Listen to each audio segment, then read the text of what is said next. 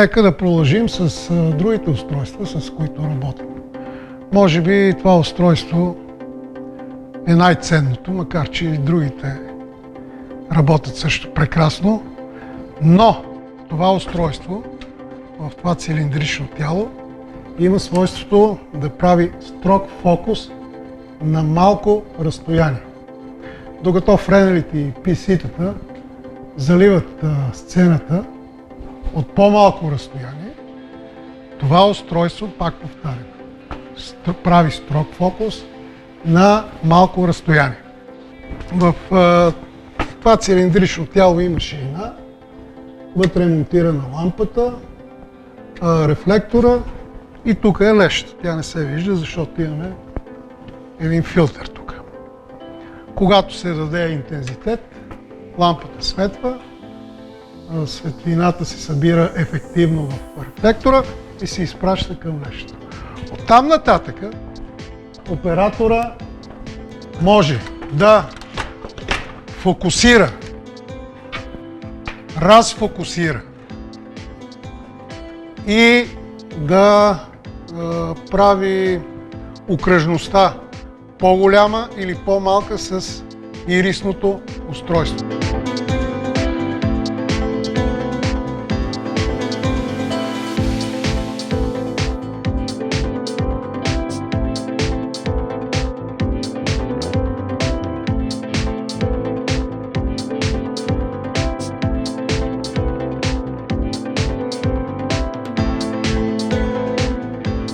Много важно свойство, но не мога да не изтъкна и друго.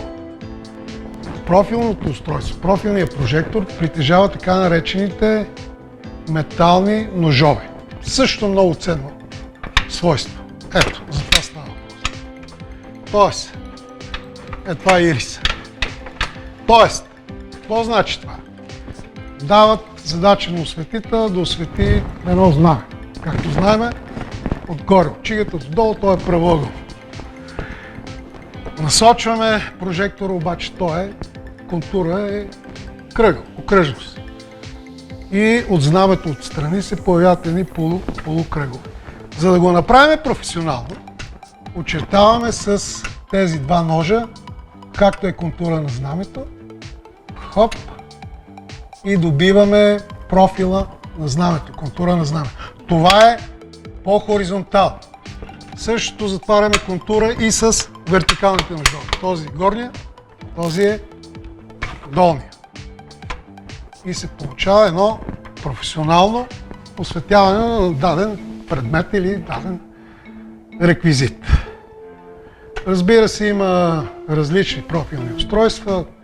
Като почнем с захранването от 500 вата, 600 вата, киловатт, киловатт и 200, стигнем до 3 киловата. Градуса на този профил или на това устройство е 15 на 35. Разбира се, другите устройства са с различни градуси.